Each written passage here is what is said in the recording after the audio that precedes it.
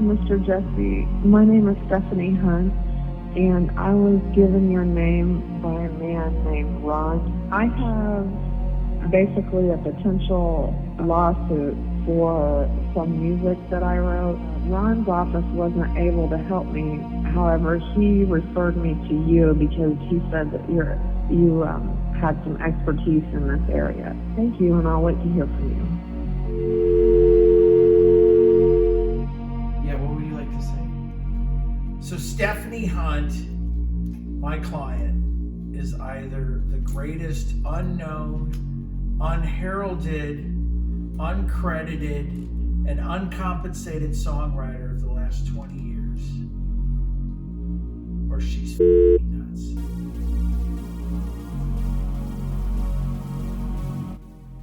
Can you hear me now?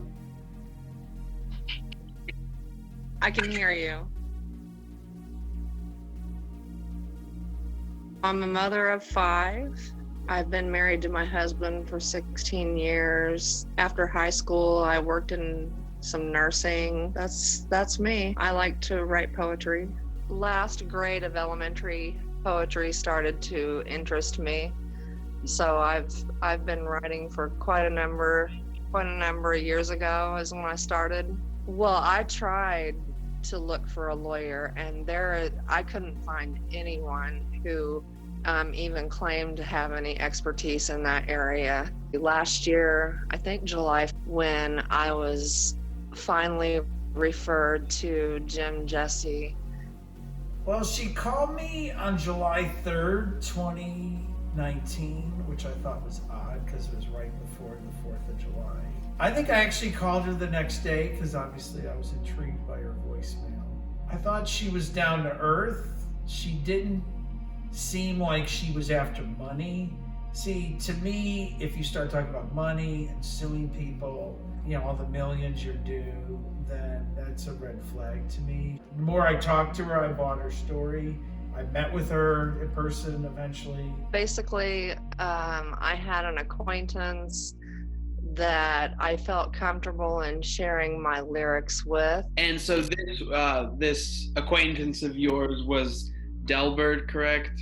Yes. After phone conversation, we kind of stumbled across that he made music and that I wrote poetry. Him and I had come to an agreement that when these songs sold, that I would be reimbursed. Look, she's written or co-written, mostly lyrics, but some music, to some of the biggest songs in the last 20 years by artists like Adele, Drake, The Weeknd, Justin Bieber, Selena Gomez. I mean, it's crazy. And she's never been credited, and I think more importantly, credits only go so far. She's never been compensated. Here's the problem, and probably the weakness of our case, is somehow we're gonna have to prove that these lyrics that she wrote somehow got to these famous people. And by the way, she has no backups. They were put in physical notebooks. There's nothing on file. There's no copies of these things. She gave them to somebody who gave them to somebody else, and passed along up the chain. I was out walking not far from where I lived at that time, the park that sits over beside the city swimming pool. He was playing basketball that day, and we just sort of struck up a conversation. That is how we met. Delbert is a man that she had a relationship with, that she gave these notebooks to.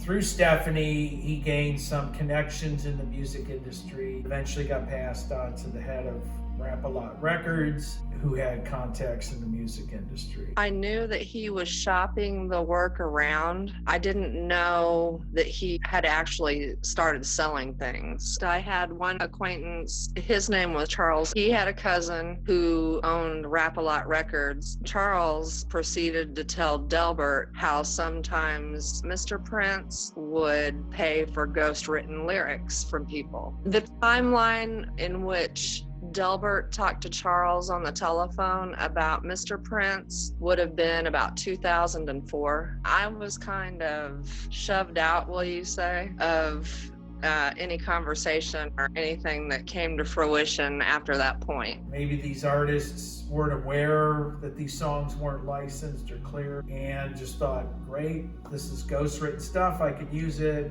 But they're becoming more rich or richer off of people who are not being compensated. Drake's been accused of this before, and frankly, my client alleges she came up with The Weeknd's name. I had only heard him referred to as Abel Tesfaye. When Delbert was looking at my music, we had already pretty much decided that it would be Abel that would sing Can't Feel My Face and Earned It. I had never heard Abel sing a note, so I told Delbert that if he was as good as he said he was, that he needed a full gimmick. The XO is what I came up with. Abel Tesfaye would take off on a Thursday or a Friday and not come home until a Sunday or Monday. I said, let's call him The Weeknd. My client also alleges her voice is at the beginning of Marvin's Room. Delbert recorded without her knowledge her talking. There's a woman's voice. And if you listen to my client's voice and this voice at the beginning of Marvin's Room, they sound remarkably similar.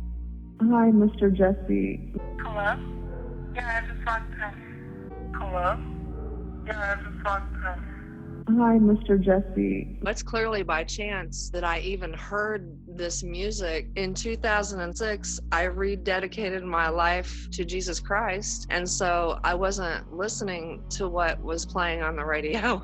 The first song that I heard was Earned It. I heard that come out at the release of 50 Shades of Grey. I started looking, and then shortly after that came Can't Feel My Face. And so then I started looking for other music, which I found Hello and then the others. When Delbert came in possession of my notebooks, I told him that Earned It was going to win a Grammy. As soon as that happened, he kind of scoffed at me, but yet in 2015, Earned It won the Grammy. The last time that I spoke to Delbert was in 2016 when I contacted him to kind of ask him, hey, what's going on? You know, I've heard this music. The only thing that he would say to me at that time was, well, you predicted it. When I started writing poetry, it was never about proving anything to anyone. When all of this is said and done, it's still not going to be about proving anything to anyone, so I'm not really that worried about it.